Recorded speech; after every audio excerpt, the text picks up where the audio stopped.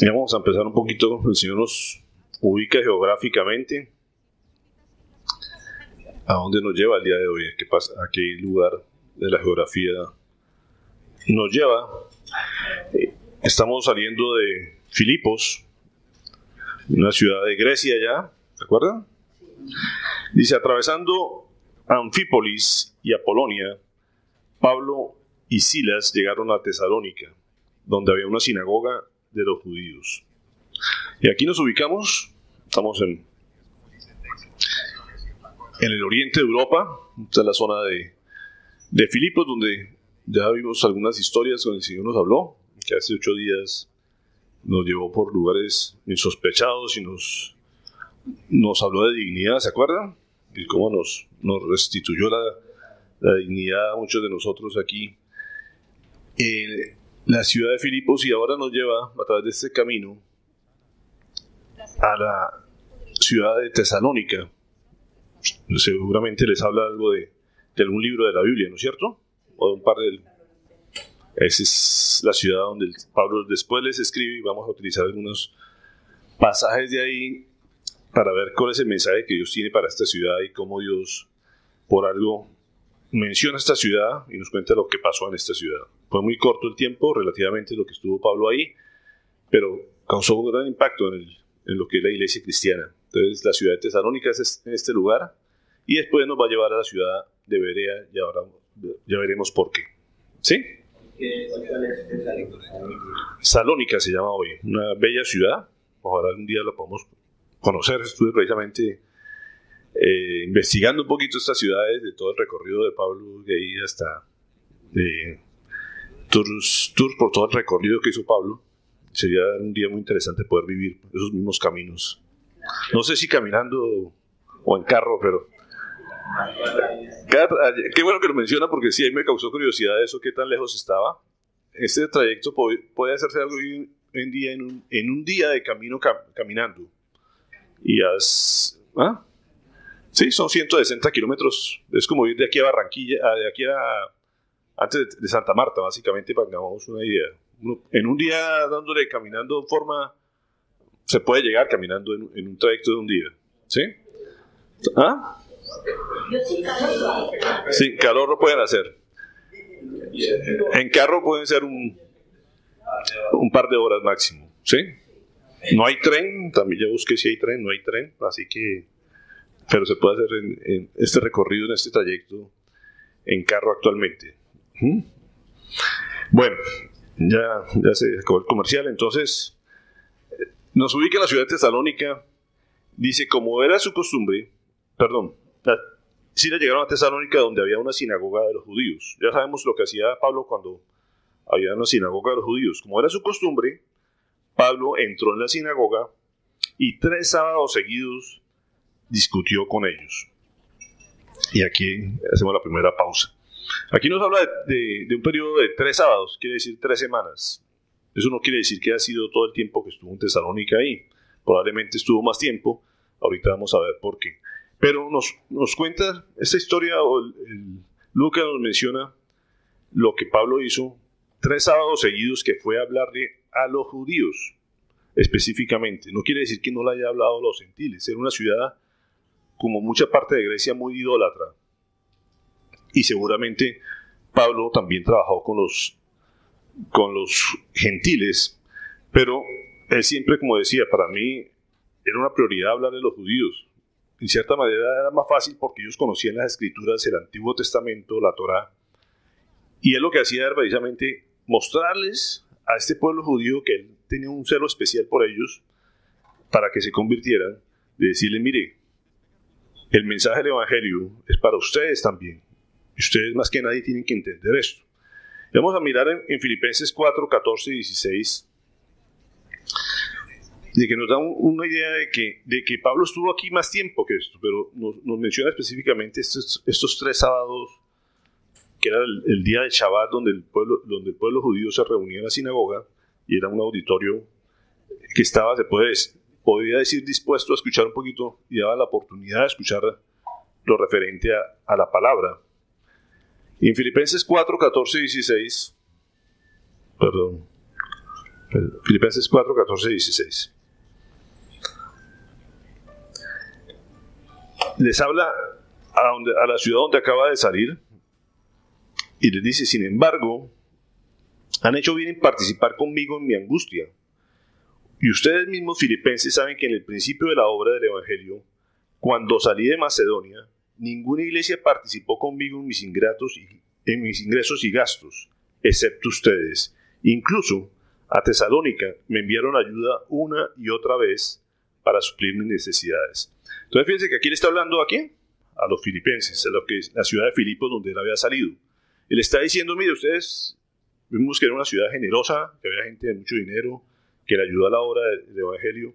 Y yo les decía: mire, ustedes una y otra vez me ayudaron económicamente para que yo pudiera hacer la obra en esa época angustiosa en Tesalónica.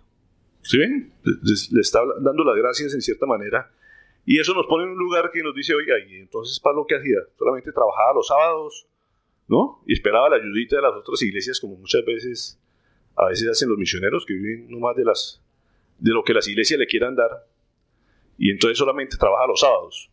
Y fíjense que no era el caso de Pablo, y Pablo, al contrario, él daba ejemplo, y en esta ciudad sobre todo, da ejemplo de que las cosas se consiguen es trabajando todos los días, ¿sí? Segunda Tesalonicenses 3, 6 al 10 nos dice: ustedes mismos saben cómo deben seguir nuestro ejemplo. Nosotros no vivimos como ociosos entre ustedes, ni comimos el pan de nadie sin pagarlo.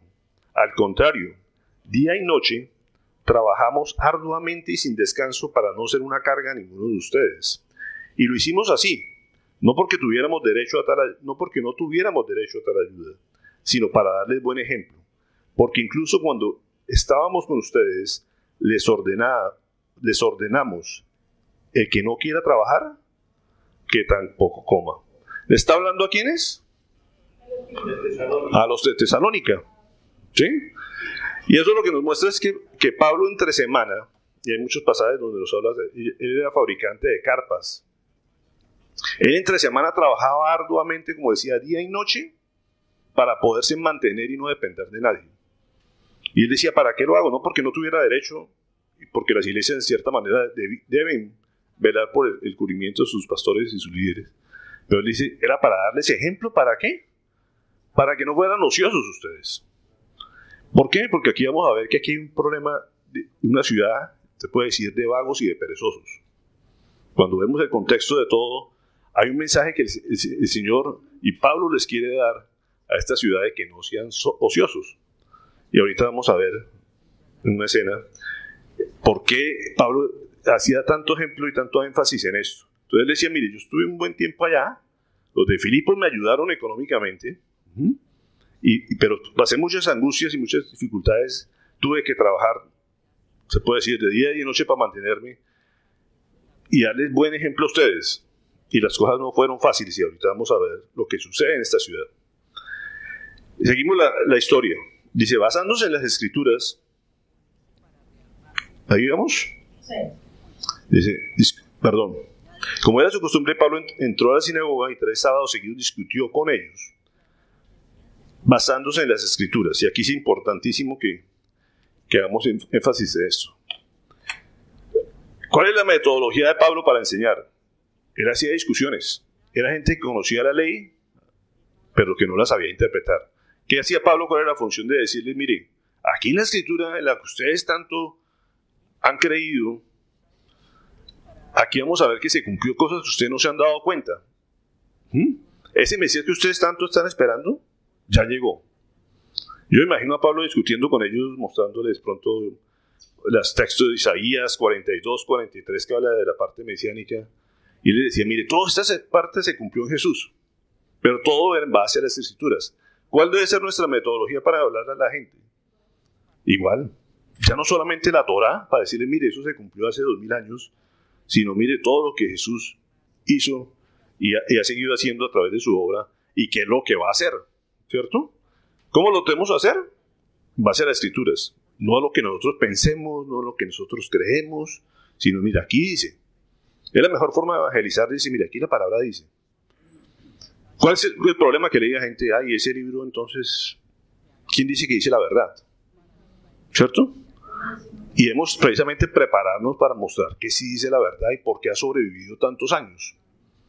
Cuando uno empieza a discutir de lo que yo pienso, lo que yo creo, pues caemos en muchas herejías de pronto, ¿cierto?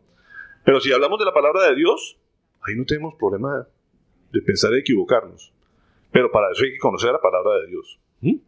Usted aquí ya se ha vuelto un experto de 2 libros de la Biblia, de Lucas y Hechos, supongo yo. ¿Cierto? Llevamos 2 años estudiándolo. Y entonces dice, no, es que en Hechos dice, no, qué pena. En Hechos no dice eso. ¿Cierto? Ya podemos hablar con cierta autoridad de lo que hemos aprendido. Pero para eso hay que estudiar la palabra. Entonces les explicaba la palabra y les demostraba lo que decía en la palabra, lo que ya se había cumplido. Tenemos muchas evidencias ahorita en la actualidad de cosas que estaban profetizadas y ya se cumplieron, ¿no? Y uno dice, mire, eso es una base para decir, esto es verdad.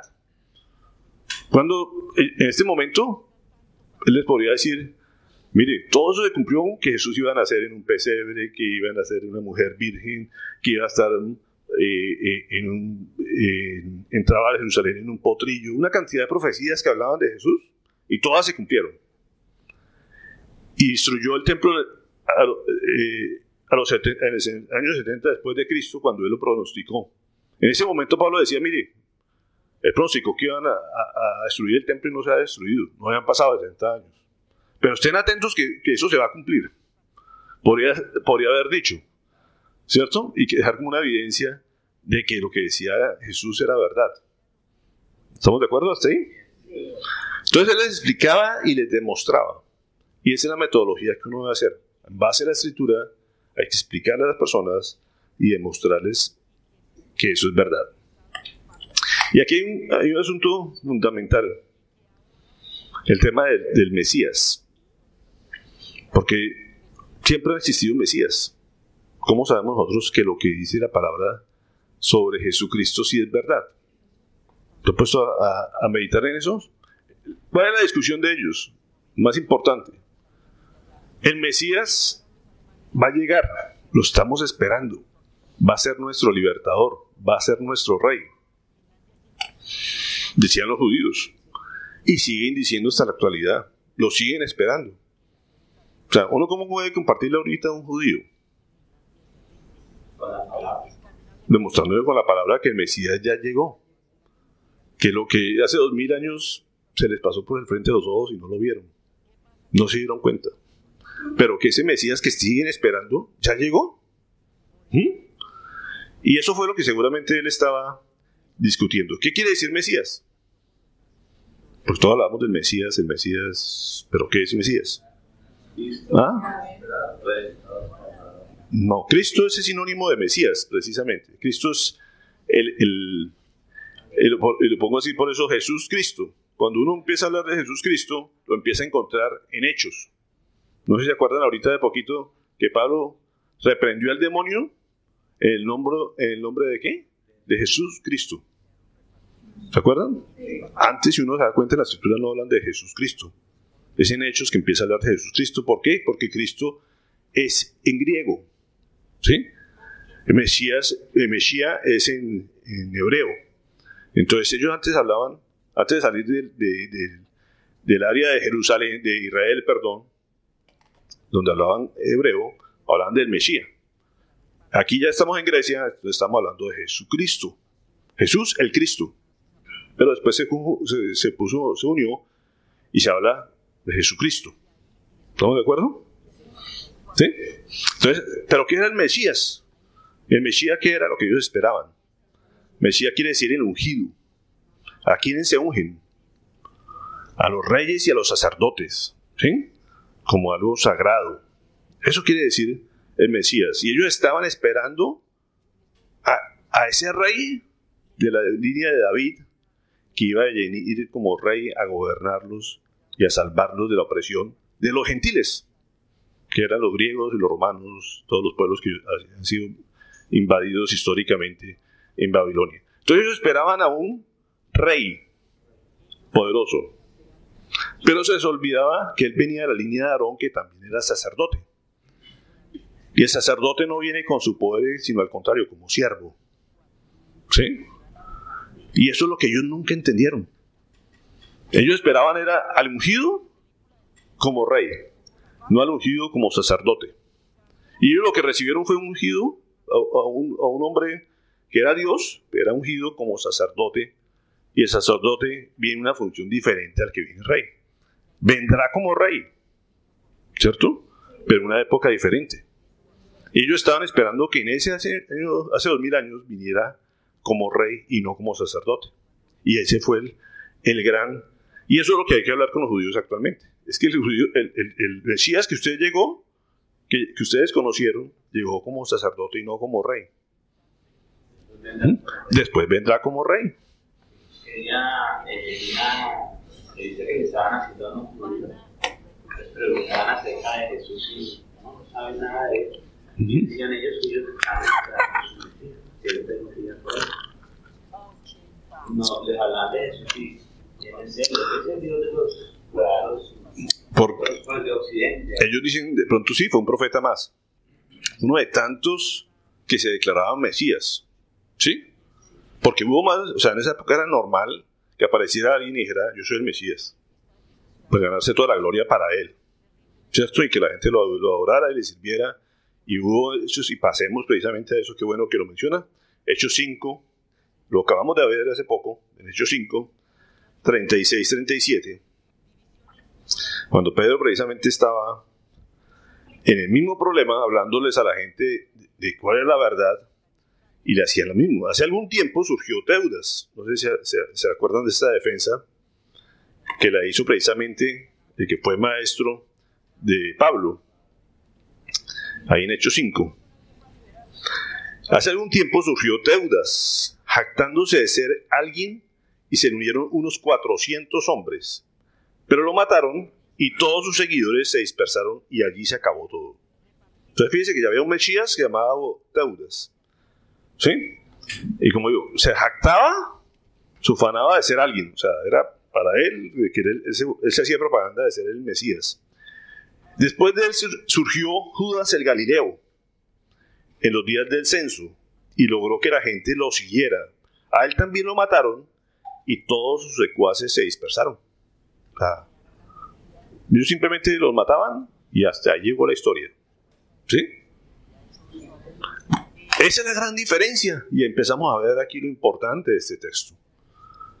Todos habían aparecido muchos hombres que se declaraban los Mesías y se jactaban y se ufanaban de que ellos eran los salvadores. Pero morían como todo el mundo y se quedaban muertos y se acababa. ¿Cuál es la diferencia aquí? Que un hombre precisamente que no se declaraba el Mesías, él no se ufanaba de ser el Hijo de Dios, ¿sí? Y que todos lo mataron porque la gente decía que era el Hijo de Dios, pero él resucitó y demostró que sí era el Mesías, porque eso se había profetizado que ese Mesías iba a resucitar el tercer día, y él cumplió absolutamente todo al pie de la letra, absolutamente todo, incluyendo esto, que nadie de los otros así se parecieran, así lo imitaran. Todos llegaban al punto que se morían y ahí se quedaban y se acababa todo el movimiento. Decían, este no fue. Pero Jesucristo sí, lo mataron en la forma que estaba escrito que iba a morir, y aparte de eso resucitó, y entonces decían, mire, entonces sí, este sí es. Por eso no se acabó todo ahí, sino que hombres que lo vieron resucitado entendieron que era el Mesías que estaban esperando y dijeron, listo, por este damos la vida, lléguenos el agua hasta donde nos dé, porque este sí era el verdadero Mesías. Y después ese Mesías se le aparece a Pablo y le dice, mire, yo soy, ¿sí? Y ahora quiero que me sirvas. Y el hombre entendió clarito, después de estar persiguiendo a los que estaban convencidos, que por alguna forma dijeron, oye, estos por qué se dejan matar de esa manera y dan la vida. Algo está pasando aquí. Por esa razón, Pablo es llamado el apóstol abortivo. Él, ahorita más adelante vamos a eso, él mismo se declara como un aborto de eso, ¿sí? Ahorita vamos para allá. Mateo 16, 20. Fíjense la diferencia entre un Mesías falso y un Mesías verdadero. Y hablamos de que todos se jactaban y se ufanaban de ser el Mesías. Jesucristo no. Y vamos a ver varios ejemplos. Mateo 16, 20. Jesús les ordenó a sus discípulos que no dijeran a nadie que él era el Cristo. ¿Se han dado cuenta de esto? Él les ordenaba a sus discípulos, no le digan a nadie que yo soy el Cristo. ¿Por qué Jesús decía eso? Porque precisamente cuando uno hablaba del Mesías tenía un contexto político y militar. ¿Sí? Ellos estaban esperando a un rey. Y ellos estaban gobernados por un rey que en ese momento era Roma, que era el César. Entonces, si decían, mire, este es el rey, iba en contra, estaba, se puede decir, sublevado ante otro rey. No podían haber dos reyes. Entonces, inmediatamente eso les traería persecución y matanzas. Él no venía en plan de guerra material, física o militar, ni política. ¿Cierto? Él venía a que la gente empezara a establecer su reino, ¿cierto? Y para que la gente viera visos de su reino, pero que su reino iba a estar hasta que viniera por segunda vez. Él venía en plan de guerra espiritual, no venía en guerra. Entonces, a él no le interesaba darles herramientas materiales, políticas o militares para que lo empezaran a perseguir. Él necesitaba hablar y darle un ejemplo, un testimonio para que la gente conociera quién era Dios. Él, Jesús, decía, no digan que yo soy el Mesías. Pero, ¿qué diferencia hay entre ser el Cristo y el Mesías y que lo veían como la figura del rey? No son las dos cosas no son iguales. Como Mesías, como rey. Es como digo, él no vino en plan de rey, ¿cierto? El Mesías, porque el contexto mental de la gente era que Mesías, para ellos estaban esperando un nuevo rey, ¿cierto? Un descendiente de David, y que fuera un David moderno, se puede decir, que les volviera a dar las conquistas y las victorias militares, económicas y políticas que ellos habían perdido. Es lo que ellos estaban anhelando, ¿cierto? Y él decía, mire, ese Mesías que ustedes están esperando, ese no soy yo. O sea, no digan nada. O sea, yo no estoy diciendo mentiras, no estoy diciendo digan falsedades, simplemente no digan nada. ¿Estamos de acuerdo? Insurrecto, un insurrecto. Se levanta más enemigo, en cambio aquí es contra el reino. Él está hablando precisamente, él decía, no, eso no me interesa a mí entrar en esa discusión, ¿sí? Y que la gente crea que yo soy el rey y salvador y que vengo a resolver los conflictos, ¿no es cierto? Yo vengo a dar un ejemplo y un testimonio de cómo deben vivir la vida. ¿Estamos de acuerdo? Pero es lo que decía, no digan nada, tranquilos, quédense calladitos. Si ustedes el único que decía verdaderamente tú eres el Hijo de Dios, el Mesías esperado fue Pedro, ¿cierto? Y eso no te lo reveló nadie de aquí en la tierra, sino el Espíritu Santo, lo que él le dijo. O sea, por fin lo tienes claro, pero tranquilo, calladito, ¿cierto? Porque la gente, los mismos discípulos, a seguirlo a él, ellos tenían la esperanza de que fuera el Mesías, ¿no es cierto?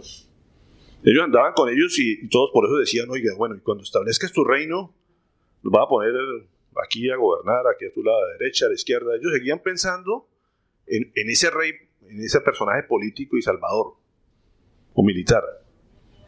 Hasta que ya después lo ven resucitado, ya entienden a través del Espíritu que eso no era el plan de Dios en ese momento. ¿No estáis claros? Sí. Mire que era tan... No digo, el pueblo no lo entendía, los discípulos a veces no entendían exactamente eso, pero los demonios sí sabían quién era él.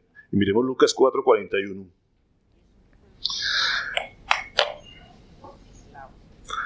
Además de muchas personas salían demonios que gritaban, tú eres el Hijo de Dios. Pero él los reprendía y no los dejaba hablar. ¿Por qué? Porque sabían que él era el Cristo.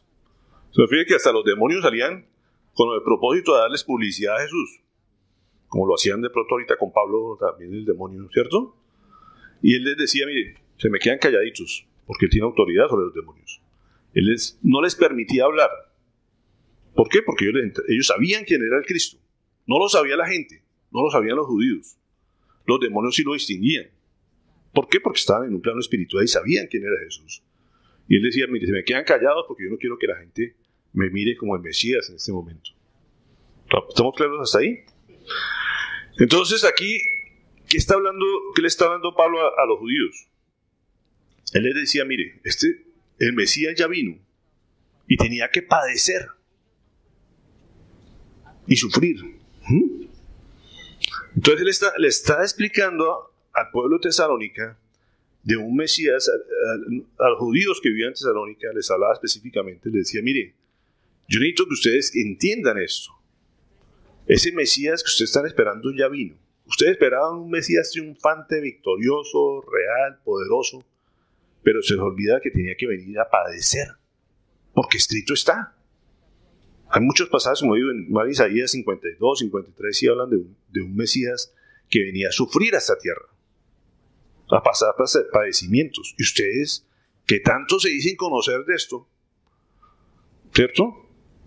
¿Cómo es que no entienden esta parte? ¿Por qué se saltan esta parte? ¿Por qué no quieren ver lo que dice la palabra? Que tiene que venir a padecer y a sufrir, pero que va a ser resucitado. ¿Ustedes se acuerdan que había una discusión seria entre los judíos, entre los fariseos y los saduceos? Los saduceos no existían en la resurrección.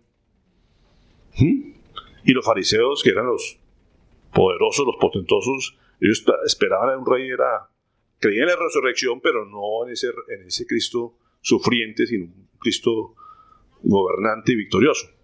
Él les dice, mire, lo que ustedes les han enseñado los unos y los otros, están errados. No han entendido lo que dice la palabra, que Jesucristo tenía que venir a sufrir y que iba a resucitar. Entonces le estaba dando a los dos bandos de maestros, ¿cierto? Entonces, siempre la discusión entre el Mesías o el Cristo sufriente y el Cristo triunfante. O entre el sacerdote y el rey. O como decía una canción esta mañana que venía oyendo en la de esta, Dios es cordero, pero también es león. ¿Cierto? Es las figuras que el Señor nos muestra a Jesús, como el cordero de Dios, pero también nos dice el león de Judá. ¿Cierto? Y uno dice, pero ¿cómo así que es cordero cuando es tan débil, tan frágil, ¿cierto? Y lo compara con un león que es el rey de la selva. Dios es ambas cosas. Jesucristo vino en ambas cosas. Vino aquí a la tierra como cordero, porque era su papel aquí, pero un día lo vamos a ver como león. En el Apocalipsis se lo presentan como el león, como el victorioso, como el rey. ¿Estamos de acuerdo? O sea, para entenderlo nos lo pone así facilito. ¿Ah?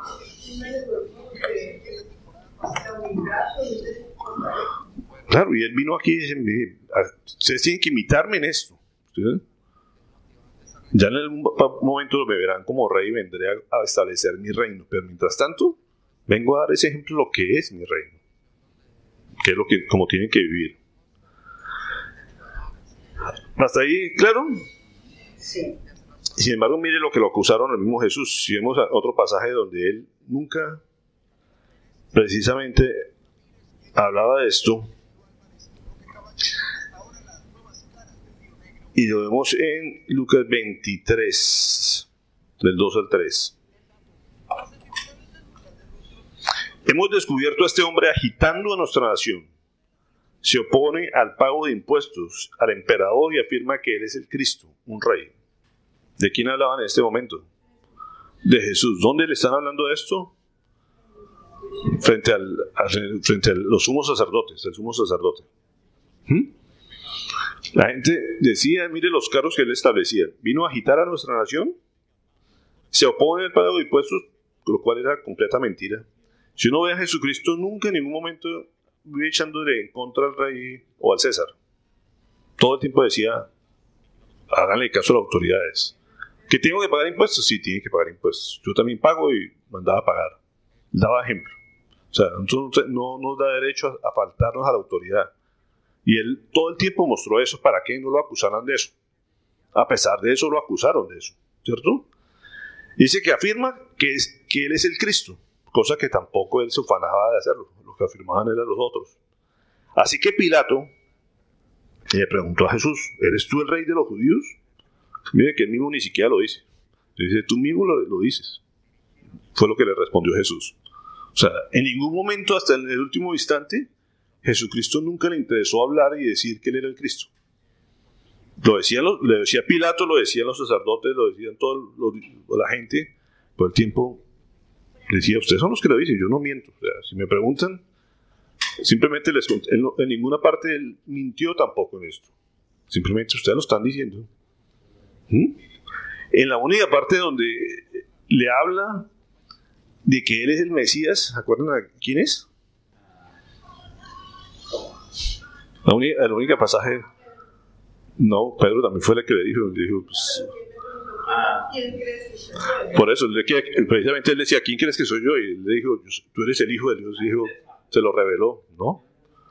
A la mujer cuando estaba tomando agua en el pozo, él fue le dijo, a la samaritana.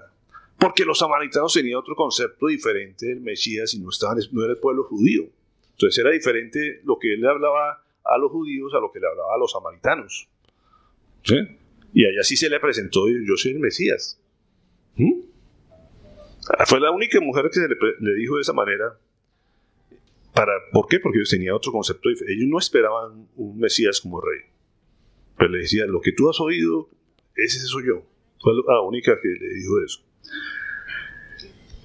En 1 Corintios 15, 1, 2, Pablo, volvemos a la historia de Pablo, para que no nos desviemos. Dice, ahora hermanos, quiero recordarles el evangelio que les prediqué. Corintios, vamos después a ir a Corinto, después de ir a Atenas. Esto es un pueblo que después va Pablo. Y está hablando del pasado. Dice, hermano, quiero recordarles el evangelio que les prediqué, el mismo que recibieron y en el cual se mantienen firmes. Mediante este evangelio son salvos, si se aferran a la palabra que les prediqué.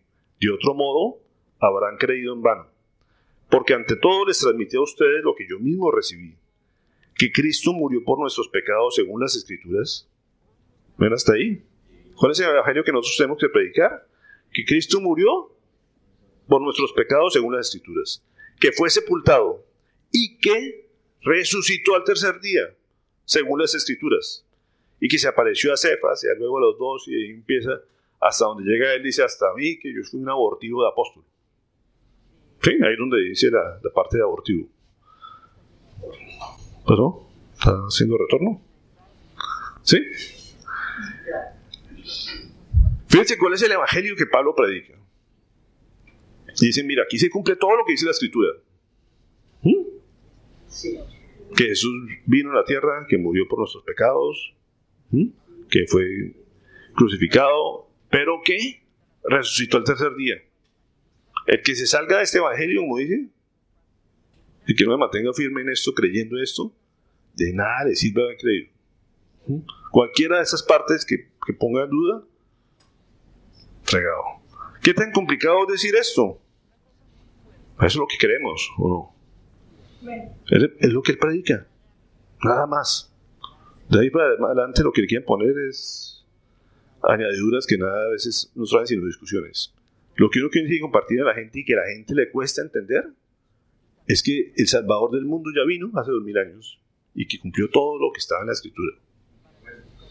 Si no quieren creer la Escritura, como digo, entramos a otra discusión y podemos, si uno habla con un científico, decir, no, es que tiene cosas que contradicen. Mire, no hay nada que se contradiga. Y alguna vez di una charla sobre esto.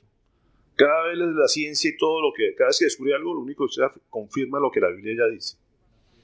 Con el que quiera uno hablar, con el botánico, con el astrónomo, con el económico, todo, ahí están los principios de todo. Nada le falla a la Escritura. Y uno lo único que tiene que es decir, la Escritura dice, y todo se ha cumplido. Y es lo que dice aquí, todo, fíjense que vuelve a mencionar las Escrituras en todos los pasajes Pablo. ¿Hasta aquí preguntas, comentarios? ¿No? Están como dormidos hoy, están todos.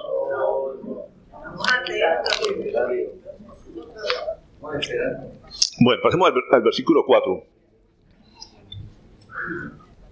Al versículo 4. Algunos de los judíos se convencieron y se unieron a Pablo y a Silas, como también lo hicieron un buen número de mujeres, no nos dice cuántas, mujeres prominentes y muchos griegos que oraban a Dios. Fíjense que aquí nos habla de lo que está pasando en Tesalónica. Dice algunos judíos, nos dice algunos, no dice gran cantidad. Fíjese que los que más conocían supuestamente la Torá fueron los más reacios a aceptar el Mesías. Pero dice que muchas mujeres prominentes de estas ciudades que eran asiduas a este tipo de reuniones, o sea, era una cosa como de la socialité. O sea, estaba bien visto en las mujeres, era moda, y lo sigue siendo, que las mujeres van a las reuniones religiosas, se puede decir. Entonces, muchas se acostumbraban a ir también con los judíos de las sinagogas, o iban a sus templos. ¿Se acuerdan? Estamos en un ambiente que hay muchos dioses. Entonces, habían templos de unos y otros dioses, y lo normal era que las señoras de la socialité fueran a estas reuniones. Eso no era para hombres, habitualmente, como sucede muchas veces en la actualidad.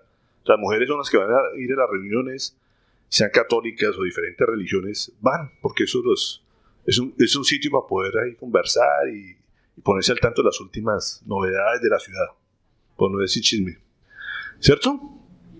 Pero eso es lo que se da hasta la fecha. Y los hombres difícilmente van a ese tipo de reuniones. Pero fíjense que aquí dice que un buen número de mujeres prominentes y muchos griegos que acostumbraban a adorar a Dios le creyeron a Pablo y a Silas lo que ellos decían y se convencieron. Pero, ahí viene el versículo 5, los judíos llenos de envidia, fíjense que ¿dónde empieza el problema? En los propios judíos. Los gentiles, para ellos era conocer un Dios más, ¿no es cierto?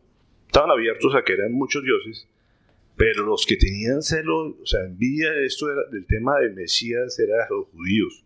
Ellos sí que habían oído de un solo Dios, creían en un solo Dios, estaban esperando esa encarnación de Dios, pero decían, este sí no es. Pero cuando ven que la gente los gentiles empiezan a creerle a este Mesías, dice que se llenaron de envidia y reclutaron a unos maleantes callejeros. ¿Qué son los maleantes callejeros? Los vagos de la ciudad. La mayoría de revueltas en las ciudades o en todos los países la forman con la gente vaga, que no tiene nada que hacer, se la pagan en las plazas, oyendo chismes, echando cuentos, hablando, y si alguien dice, oiga, vamos en contra de eso, pues, si no estamos haciendo nada, vamos para allá, ¿no es cierto? O sea, yo vi esta semana la llegada de la selección Colombia. Yo decía, oiga, esa multitud en las calles, ¿esa gente qué hace? O sea, para ver pasar un bus con las ventanas cerradas y la gente ahí afuera y enloquecida y botándose y van a un estadio a llenarse, yo decía, lo que hay es vagos en Bogotá.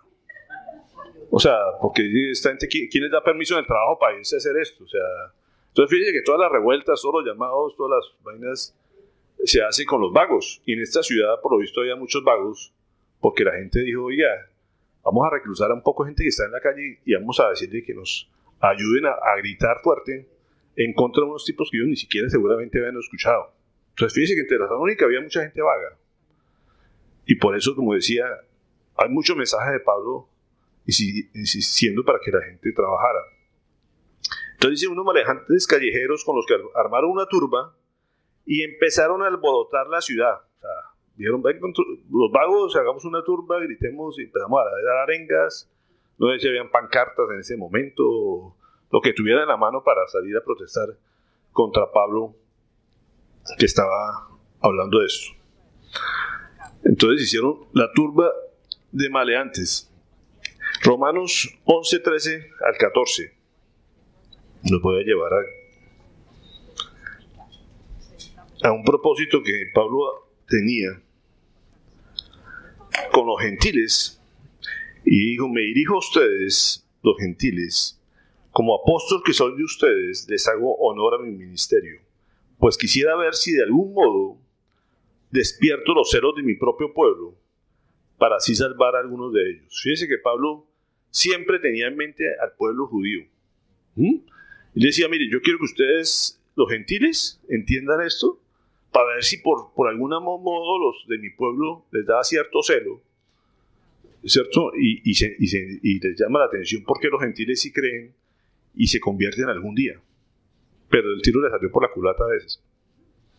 ¿Sí? Porque en vez de celo, lo que a veces uno quiere generar un celo en las personas, o sea, un deseo de algo, y a veces lo que genera es una envidia. Y eso fue lo que pasó en el pueblo judío. No tuvo cero de tener interés de decir, oiga, ¿por qué esta gente sí cree? ¿Sí? ¿Por qué están dejando su cantidad de dioses por seguir a un Dios? Y esta gente que sí que de hablar de un pueblo idólatra, politeísta, el único pueblo de esa región que era monoteísta, ese sí no quería creer. Era el mismo Dios, pero ese sí no le creían. Y decía, yo quiero generar ese celo en los otros de ver que ustedes sí creen. Y lo que generó fue ¿qué? Una envidia. La gente estaba envidiosa, la envidia es lo que mata a la gente, no es lo que más sufre la gente, la enfermedad más común en nuestro medio. Entonces, en esa turba maleantes, esa fue la reacción de ese pueblo. ¿Y qué hicieron? Dice, asaltaron la casa de Jasón en busca de Pablo y de Silas, con el fin de procesarlos públicamente. Entonces se fueron como maleantes a donde estaban hospedados, que era la casa de Jasón, pero no los encontraron. Así que arrastraron a Jasón, pobre Jasón, que no había aparecido para nada, simplemente les había dado hospedaje, y a algunos otros hermanos ante las autoridades de la ciudad. Jasón, un personaje que la Biblia nos menciona ahí, era un pariente, dice en Romanos 16:21, que dice, saludos de parte de Timoteo, mi compañero de trabajo, como también de Lucio, de Jasón, de Sosipater, mis parientes. O sea, la Biblia después en Romanos nos menciona que era un pariente de Pablo, que en algún momento hospedó a Pablo en Tesalónica para que compartiera la palabra, y eso le costó que lo agarraran, le asaltaran su casa y lo arrastraran y lo condenaran, o lo tuvieran preso también. Después vemos a Jasón. Yo creo que toda esta experiencia, y es parte de lo que Dios permite a veces los sufrimientos de las personas, a veces cuando uno sufre por algo, le agarra amor a eso. ¿Sí? Cuando la vida es así, es todo fácil, como que no se apasiona uno por nada. Pero yo digo, este Jasón que de pronto lo arrastraron, que lo criticaron, que lo juzgaron, y él decía, todo lo que están diciendo es una mentira. O sea, yo conozco a Pablo que estuvo en mi casa, yo nunca lo vi haciendo nada contra el rey, y hablando mal del César. Oiga, pues, esto es lo que están diciendo, una falsedad, y yo tengo que sufrir por esto. Pues ahora yo creo en esto. O sea, ¿sí? Lo que está diciendo el resto de gente es mentira. Y uno ve a Jasón después como sirviendo con Pablo y con Silas y con lo que nos hablan en Romanos. Después Jasón siguió como un miembro más del equipo de Pablo. ¿Sí? ¿Qué gritaba esta gente? ¿Cuál fue la acusación que está haciendo este pueblo? Gritando. Vamos en el 6. Dice, el 6 dice, estos que han trastornado el mundo entero han venido también acá, y Jasón los ha recibido en su casa. Todos ellos actúan en contra de los decretos del emperador, afirmando que hay otro rey, uno que se llama Jesús. Al oír esto, la multitud y las autoridades de la ciudad se alborotaron. Entonces, éstas exigieron fianza a Jasón y a los demás para dejarlos en libertad. Entonces, fíjense que aquí lo acusan. ¿De qué? De que han trastornado el mundo entero. ¿Sí o no? Esa fue la primera. Básicamente, el término que habla ahí es básicamente de sedición, de terrorismo. O sea, es como si ahorita a alguien lo agarran en una y dice, este hombre es sospechoso de terrorismo, está en contra del Estado soberano de nuestra República de Colombia. ¿Cierto? No era cualquier cargo lo que estaban haciendo aquí alborotadores, era un cargo de terrorismo. Mire que hasta la fecha sigue siendo una de las acusaciones más serias que alguien puede tener en cualquier país. Y está en contra del sistema. Entonces hay que destruirlo. Esa es básicamente la acusación que este pueblo hacía, este pueblo en Tesalónica. Algo que sí es muy cierto. El cristiano tiene que trastornar el mundo, pero el mundo personal. Fíjese que el Señor, todos los mensajes que hacía, era provocar una reacción en la gente, de que fuera transformada y trastornado todo su ser, ¿o no? Si uno ve el Sermón del Monte, es poner patas arriba a las personas, ¿sí o no? O sea, el concepto de que de ser noble, de aguantar, de sufrimiento, todas las bienaventuranzas que son, todo lo contrario de lo que la gente desea hacer o anhela hacer, ¿cierto? El mensaje del Evangelio era poner patas arriba a todos los fundamentos, todo lo que uno estaba convencido que era la mejor forma de vivir.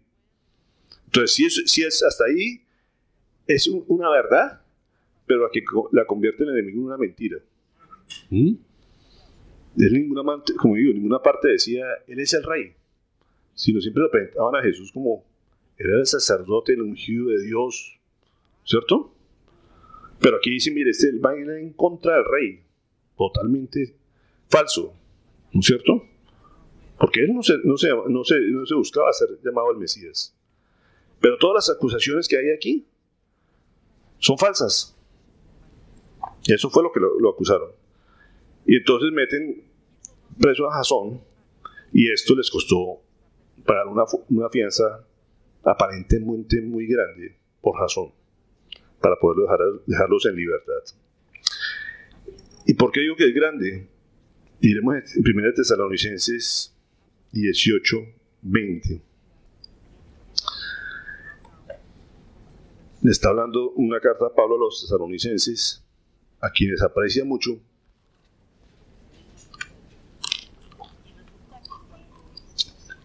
Y les dice, sí, deseábamos visitarlos.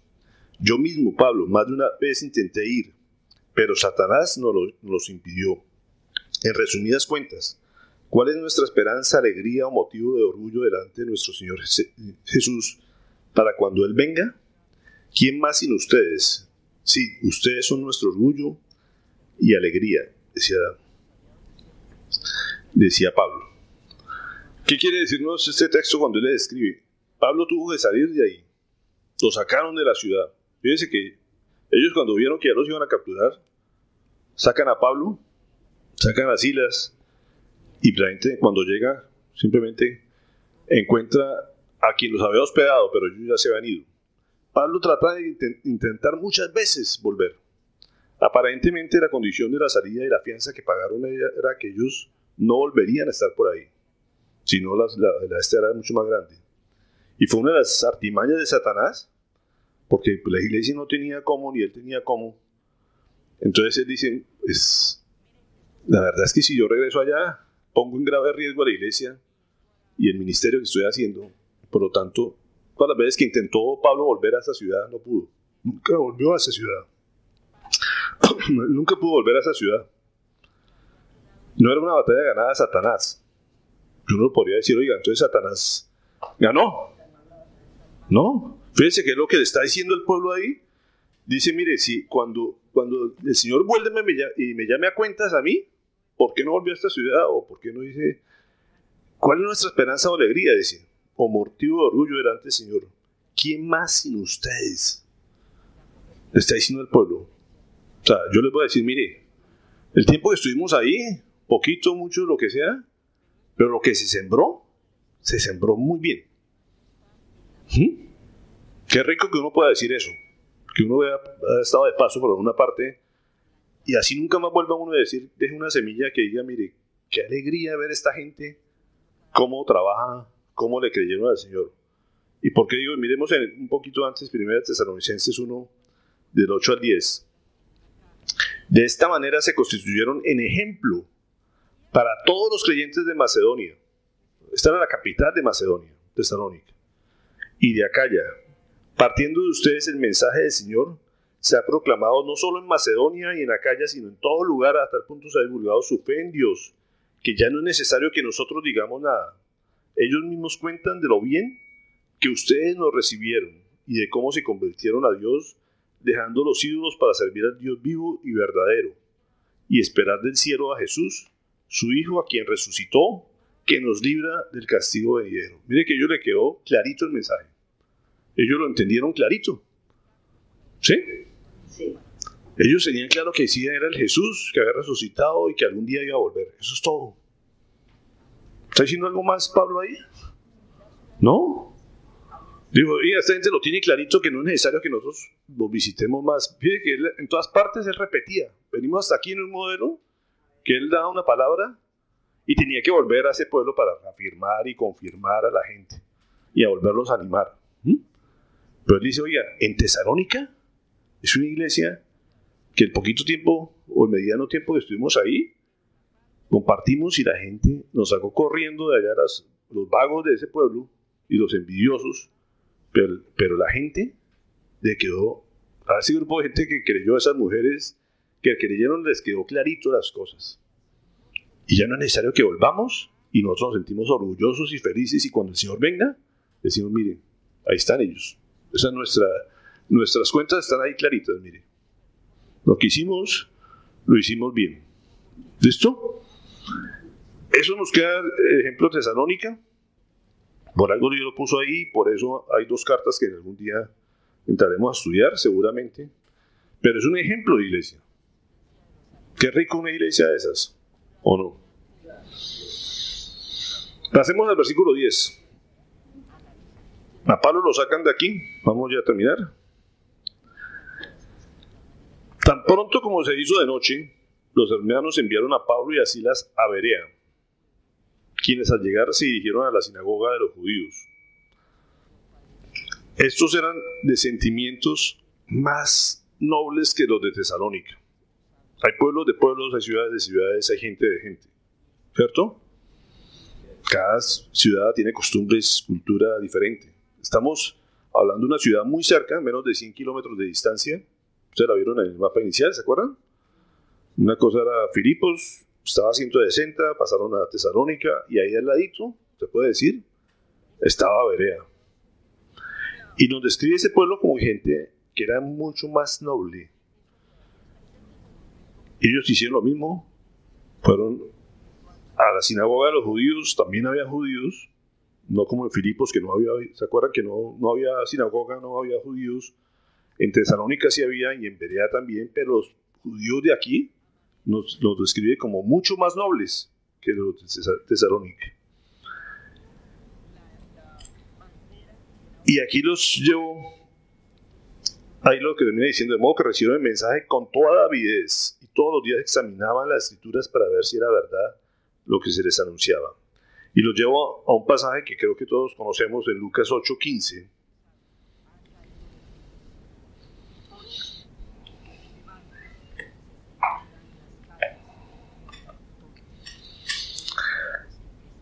¿Te acuerdas de este pasaje? De una parábola de las más famosas que hay. La parábola del sembrador, así es. Pero la parte que cayó en buen terreno son los que oyen la palabra con corazón noble y bueno y la retienen. Y como perseveran, producen una buena cosecha. Fíjense que aquí, el ejemplo que nos da de Pablo en Tesalónica, y Dios nos empieza a mostrar los diferentes escenarios donde uno puede compartir una palabra. Hay gente que uno le predica la palabra y es un rechazo total, ¿cierto? Pero hay otros, como en este caso, que son mucho más nobles y dicen, oiga, qué rico que nos vengan a compartir eso. Gente que está dispuesta, abierta e interesada por las cosas de Dios. Fíjense que tan interesada estaba, como dice ahí, que examinaban las escrituras. O sea, esta gente tenía un corazón mucho más noble que decía, oiga, hay una escritura que nosotros tenemos, déjenos ver, oiga, explíquenos aquí qué es lo que quiere decir todo esto. Y empezaron ellos a ver que todo lo que decían era verdad. Es una obligación de uno. Cuando alguien le viene a compartir una palabra a uno, oiga, ¿se está diciendo cosas que se le ocurren a él, que opiniones personales de la persona, o es que eso es cierto lo que dice la palabra del Señor? Ahorita hay muchos predicadores de muchas iglesias que ni se menciona la palabra de Dios, ¿cierto? Y nos da un modelo de vida que uno dice, sí, es ideal, es muy bueno, yo no le veo nada malo a lo que predique, pero ¿eso va conforme a lo que dice la palabra de Dios? O sea, nos está preparando para una vida solamente entre algodones y todo es prosperidad y todo es comodidad y aparte sufrimiento, que aquí vemos a don Pablo que está hablando de sufrimiento todo el tiempo y de sufrimiento, pues la gente no le agrada escuchar eso, que vamos a pasar aflicciones. Pero ¿qué es lo que está de acuerdo a la palabra? Entonces lo importante es eso, o sea, todo lo que le venga uno a decir, ustedes ven una charla por televisión o por internet, es, oiga, lo que está diciendo sí es verdad, o sea, la palabra sí dice eso o no dice eso. Lo mismo que yo me paro aquí, yo digo algo, doy mi opinión, ¿eso va conforme a la palabra o no? Si no va conforme a la palabra, me digan, qué pena, pero usted está diciendo algo que no es cierto. Tienen toda la obligación y todo el derecho de hacerlo, ¿no es cierto? Y eso es lo que el Señor, lo que esa gente hace, dice, oiga, lo que dice ahí, dice que recibieron el mensaje con toda avidez y todos los días examinaban las escrituras, ¿para qué? Para ver si era verdad lo que se le estaba anunciando. Eso es lo que uno debe hacer.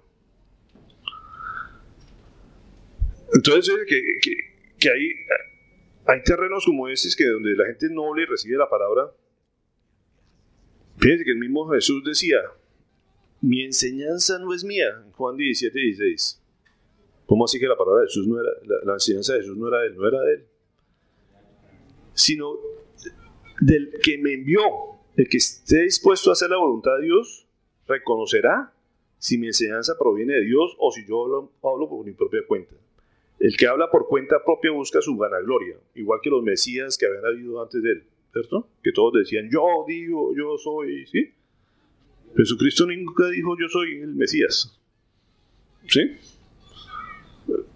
Él nunca dijo que era el Mesías que estaban esperando. Los propios testimonios se encargaba de decir que él era, pero de su boca no salía a decir que él era. Él no buscaba la gloria, él siempre era, el Padre me envió. Toda la gloria es para el Padre, ¿cierto? En cambio, el que busca glorificar al que lo envió es una persona íntegra y sin doblez. Esa es la clave. Todo lo que uno diga es palabra de Dios. Él nos dice aquí, mire, nos está dando ejemplos, mire, el Evangelio no es para vivir de las ofrendas, de los recursos de la gente buena, como pasa en muchas iglesias. Fíjese que él dice, mire, nosotros trabajamos, Pablo decía, nosotros trabajamos de día y de noche, ¿no es cierto? Para poder llegar el sábado aquí y no depender de ustedes, ni que nos acusen de que venimos aquí de gorreones, Él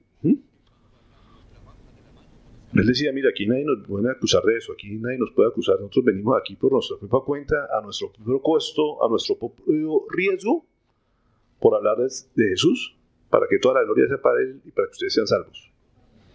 Y digo, ¿qué privilegio es eso? Yo siempre he discutido de eso, que uno pueda trabajar en otro oficio, ¿cierto? Yo le doy gracias a Dios todos los días por mi profesión. Yo puedo trabajar un ratico en la mañana y me da para estar aquí el domingo sin necesidad de pedir que me mantengan. Eso es una bendición. No critico al que tenga un sueldo por pastor. Si Dios lo permite así, pero de pronto alguien, usted predica, y es fácil caer uno a veces predicar por un sueldo, ¿cierto? Pero alguien le puede acusar, ustedes se mantienen y por eso montan estos negocios para mantenerse de las ofrendas y de los diezmos de la gente. Pablo decía, mira, nadie me acusa. ¿Podría tener derecho? Como él decía, podría tener derecho porque la Biblia también no lo prohíbe.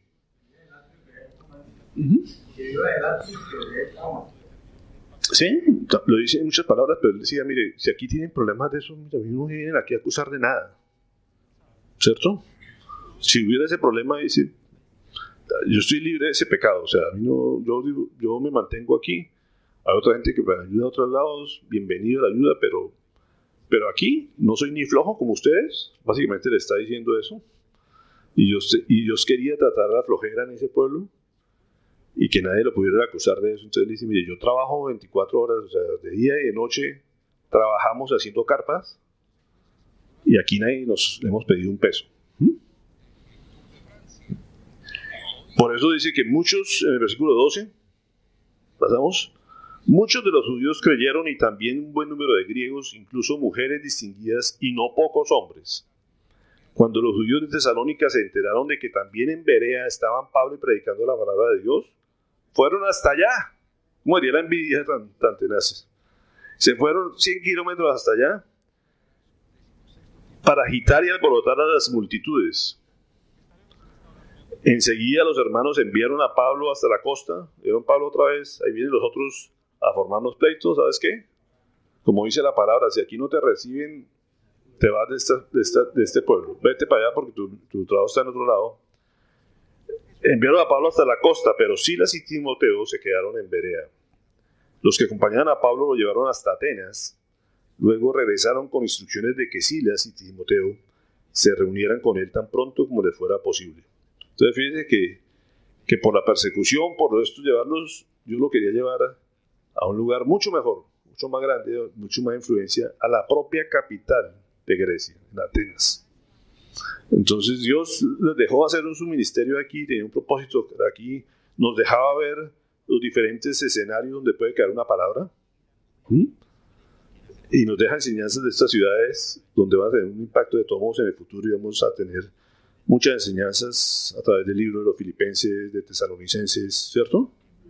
De las cartas que Pablo les causaron un impacto también en Pablo, por lo cual él les vuelve a escribir, pero lo lleva a la ciudad, al centro cosmopolita en ese momento, donde había mucha gente de muchas nacionalidades, y tenía que ir a actuar, a trabajar, cambiarle el pensamiento a la gente. Grecia era el centro de la filosofía, los grandes filósofos estaban ahí, y tenía que llevar a Pablo, a ese hombre que tenía la capacidad y la exposición sobre todo de poder enfrentar a los grandes pensadores de ese mundo en ese momento, que era la propia capital de Grecia, Atenas, que para allá vamos dentro de 8 días, en ese recorrido que el Señor nos tiene haciendo, y que ojalá que algún día estemos todos también conociendo Atenas, donde vivió, las ciudades hermosas que hay en el mundo hasta la actualidad.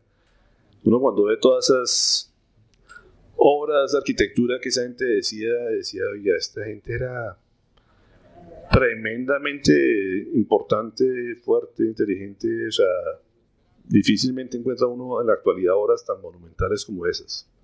Cuando uno se para frente a las columnas, uno dice, y todavía, 2000 años después, todavía siguen ahí paraditas. ¿No? No estaba. Los edificios que... Los Quirós. Los Quirós. Es con Z, Quirós. Yo cómo lo veo. No, es que yo oía los Rosquidos. No sé si yo... Los Quirós. Los Quirós. Y uno dijo, bueno, para allá quería Dios llevar a Pablo, y un propósito especial tiene con todo eso de enseñarnos a... Así fue que es como, pues digamos que cuando se levanta la gente es como las espinas que lo sacan a otros lugares y llevan el evangelio también. Sí, o sea, a veces eso es lo que marca la pauta de aquí de moverse, ¿no?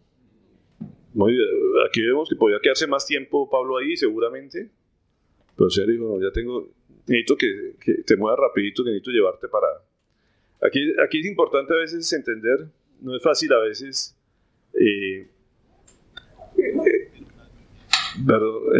comprender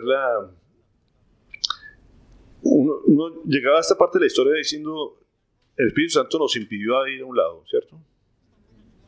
No nos dice cómo ni por qué, y aquí nos dice, yo no volví allá porque Satanás me lo impidió. No sé si a usted le llamó la atención esas cosas. ¿Cómo hace uno a veces para entender cuándo es el Espíritu Santo y cuándo es Satanás?